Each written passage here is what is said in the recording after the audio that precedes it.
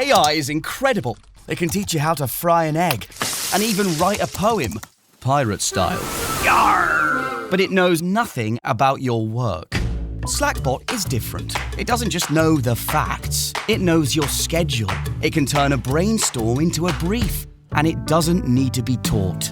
Because Slackbot isn't just another AI. It's AI that knows your work as well as you do. Visit slack.com/meet Slackbot to learn more.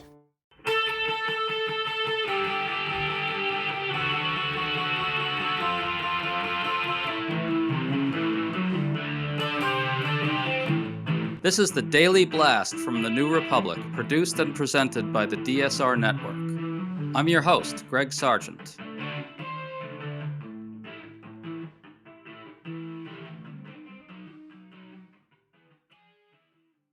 Over the weekend, the news broke that President Trump sent a deranged text to Norway's Prime Minister about his desire to seize Greenland. In it, Trump linked his failure to win the Nobel Peace Prize to the possibility of taking Greenland by military force. It turns out that wasn't a one-off. Trump said something very similar in remarks to reporters on Tuesday, and all this has prompted at least one medical specialist to sound the alarm. That notion, in turn, was amplified by a Danish politician who called Trump mad and erratic. Which got us thinking about how all this madness must be getting perceived by the rest of the world. So we're talking about this to Elizabeth Saunders, a political scientist who specializes in international relations and has a great new piece for Foreign Affairs magazine arguing that Trump is leading us into a future of primitive anarchy. Elizabeth, nice to have you on. Thanks. Good to be here. So Trump has been talking about taking over Greenland, and everybody has already seen the text that he sent to Norway's prime minister. I'll read the key part. Quote, "Considering your country decided not to give me the Nobel Peace Prize for having stopped 8+ wars, I no longer feel an obligation to think purely of peace, although it will always be predominant, but can now think about what is good and proper for the United States of America." Close quote. Elizabeth, the idea that Trump stopped 8 wars is pure fiction, but from an international affairs perspective, what does it mean that Donald Trump is talking this way to the leader of another sovereign country? Well, and an ally, 2 allies at that, who are essential, to the defense of Europe and Ukraine.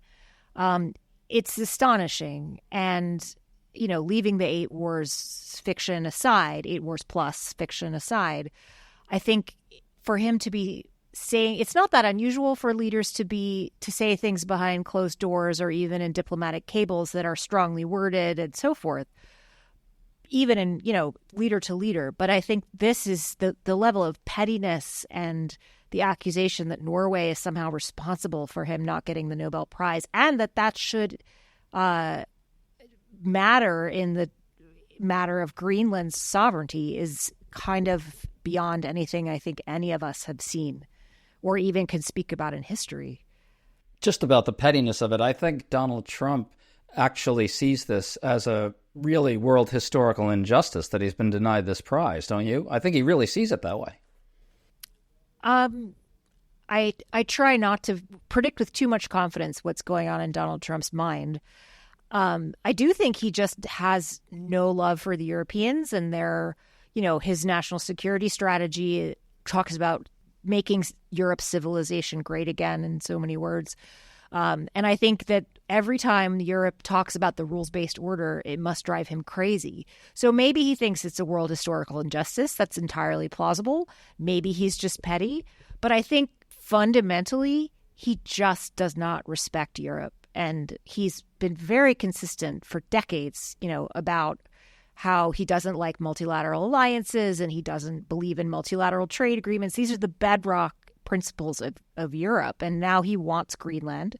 And he's essentially saying, I am going to violate the very most fundamental norm of the post-1945 order, the one Putin violated in 2014 and 2022 in Ukraine. I'm going to take Greenland away from an ally. And that is something that I think is shocking to most analysts who, speaking only for myself, hardly anything shocks me anymore. Yes, and I want to get into your great piece about this at the end of this discussion, but first, let's listen to Trump bring this up one more time with reporters. Here's him talking about it. The Maria he refers to here is Maria Corina Machado, the Venezuelan leader who gave her Nobel to Trump. Listen. No, should have gotten the Nobel Prize for each war, but I don't say that. I say millions and millions of people. And don't let anyone tell you that Norway doesn't control the shots, okay? It's in Norway. Norway controls the shots. They'll say, we have nothing to do with it. It's a joke. They've lost such prestige. That's why I have such respect for Maria doing what she did. She said, I don't deserve the Nobel Prize. He does. So again, what he's primarily preoccupied with here is whether Norway denied him the Nobel. And also, I think Trump appears a bit confused about how prizes work. But it's a little hard for me to avoid noticing that he's sticking with this line. He's got to think on some level somewhere that this makes strategic sense.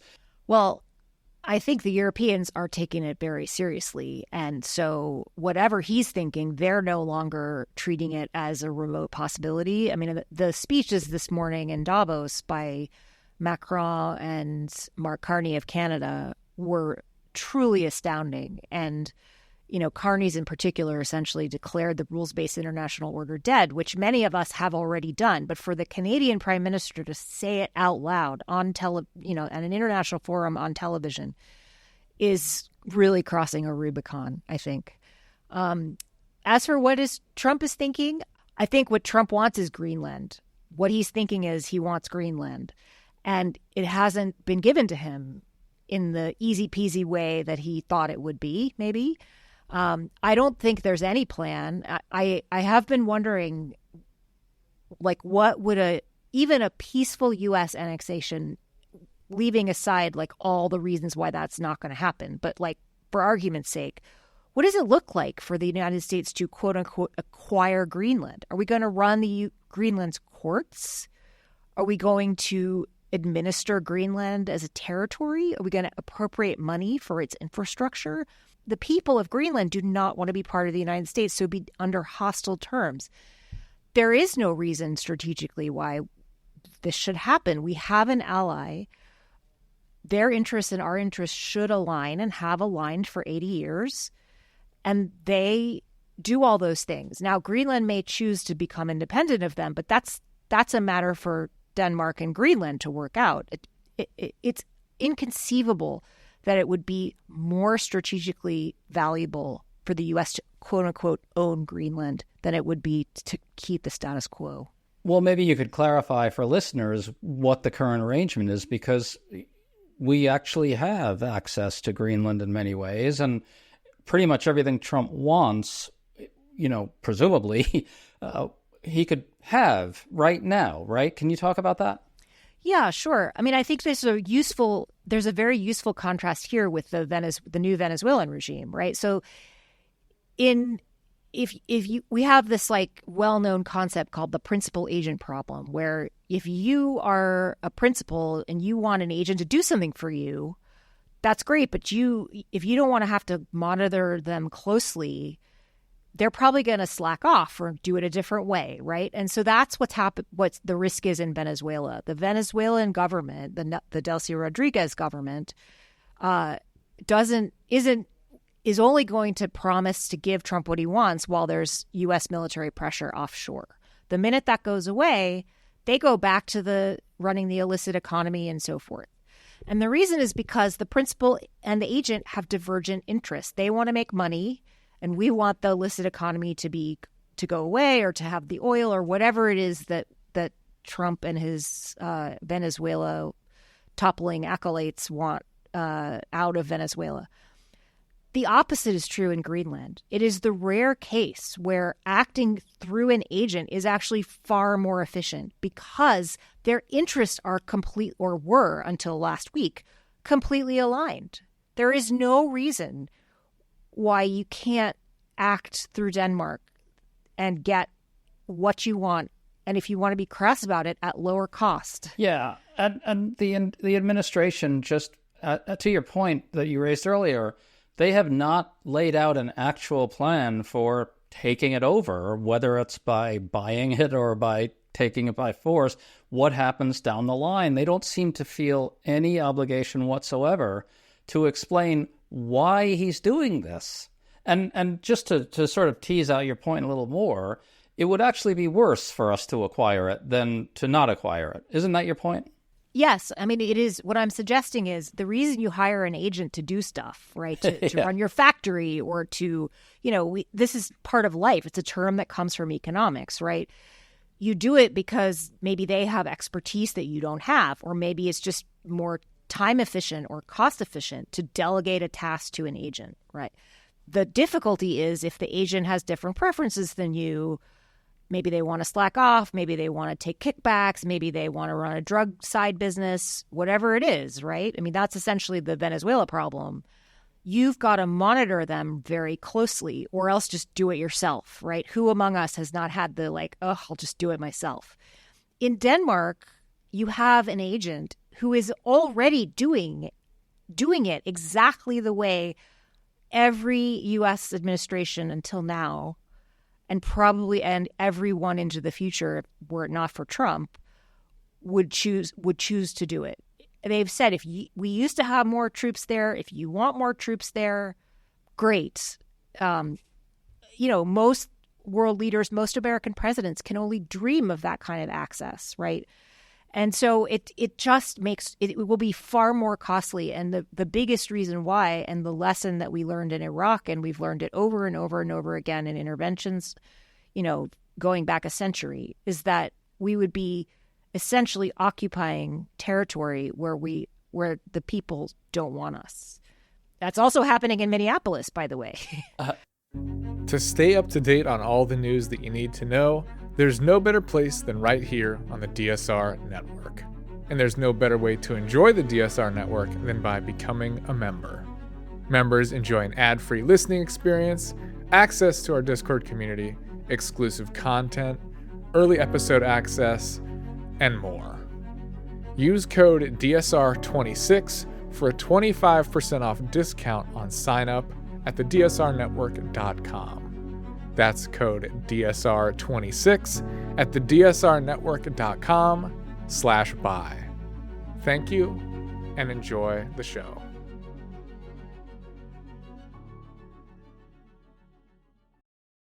How does PwC take your company to the leading edge? They bring the sharpest minds in tech to your team, so you can bring the ideas that will transform your business. They're passionate about your industry, so you can walk into any room with every advantage. And they're with you every step of the way, so you can know you're headed in the right direction. PwC builds for what's next, so you can get there now. Get started at pwc.com/us/leading edge. Well, yes, totally different reason for the occupation, of course. To your point about how this is just batshit insane, let's check out what a Danish politician, Lars Christian Brask, said about Trump. Listen to this. If I could come with some advice, it would be for the Senate and the House to start to take control of the political power in America, because with this mad and erratic behavior, you have to ask the question, is the president capable of running United States? It's interesting how, from an international perspective, people don't quite understand why other American politicians and institutions are letting Trump run wild this way without any serious constraints. It must look extremely baffling to the rest of the world. Is that something you're seeing in other international coverage?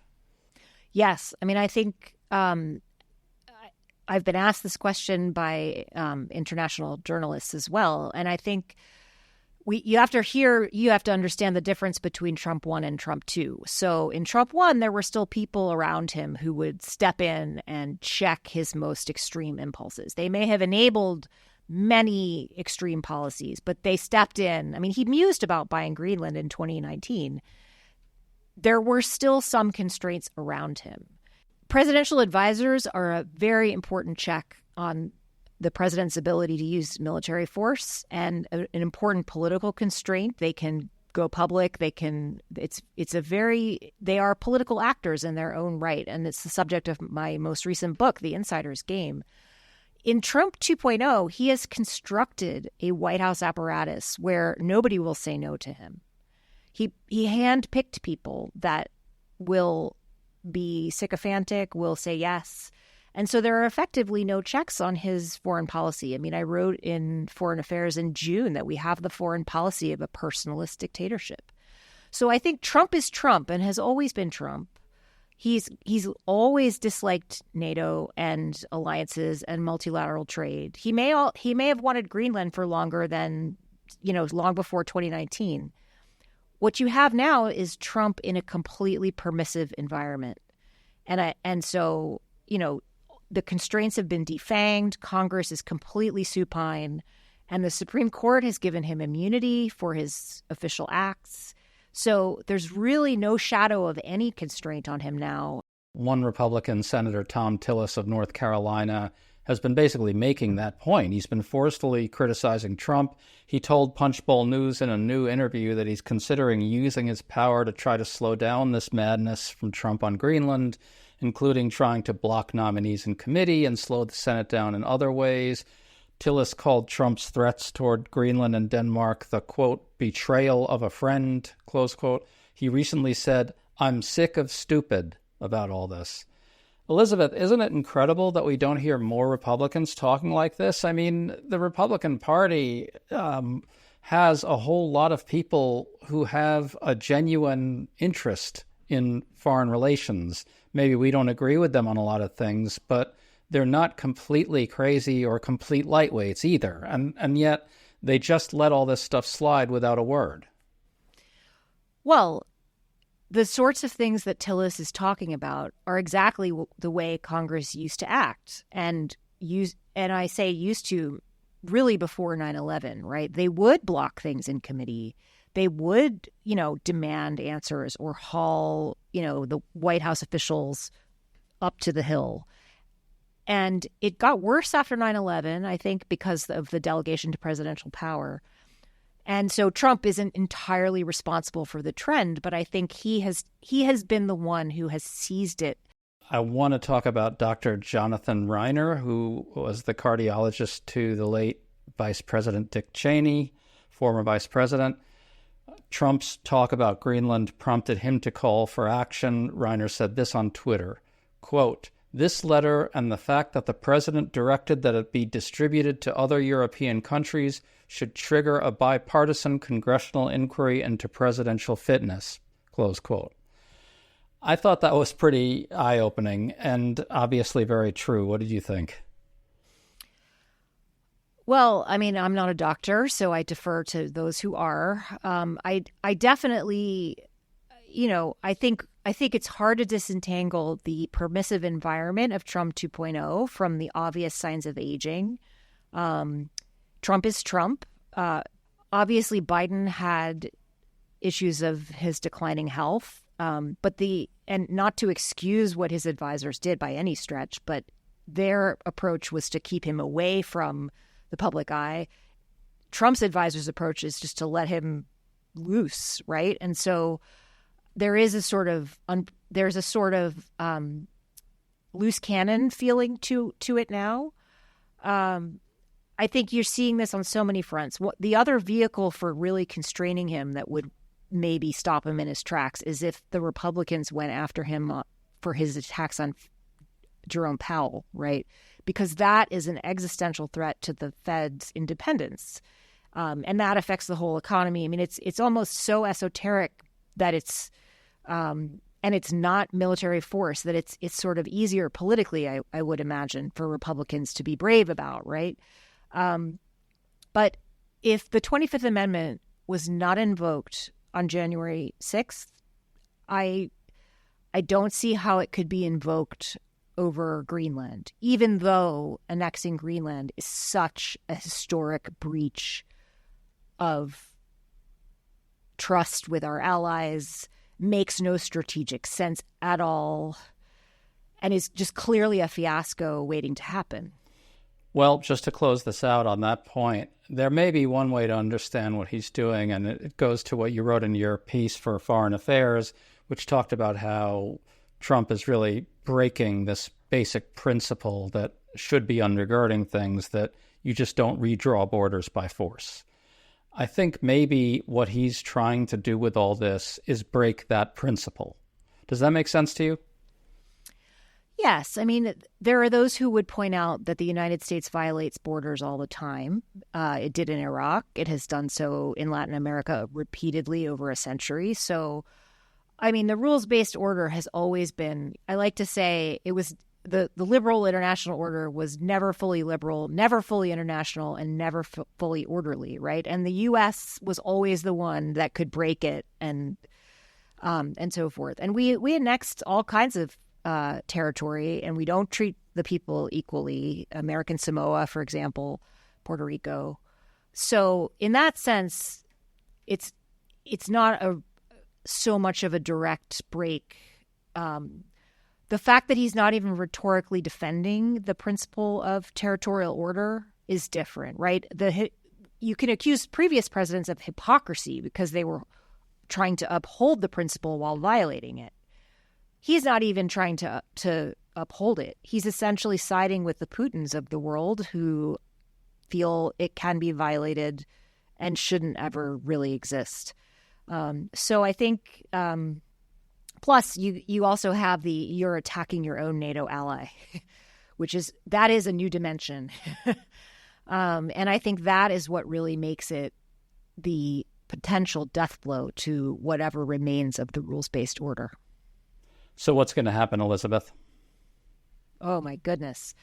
I still think when push comes to shove, I have a hard time imagining what even a military or landing on Greenland or takeover or annexation. I have a hard time connecting the dots from where we are now to the U.S. owns, quote unquote, Greenland. That said, absolutely nothing would surprise me. And I do think that for the Europeans and for Canada, this is if the Munich Security Conference was a shock wake-up call, this is the turning point. Well, Elizabeth Saunders, that was certainly harrowing enough, but talk about realism. You gave us a good dose of it. Great to talk to you. Thanks so much for coming on. Thank you for having me.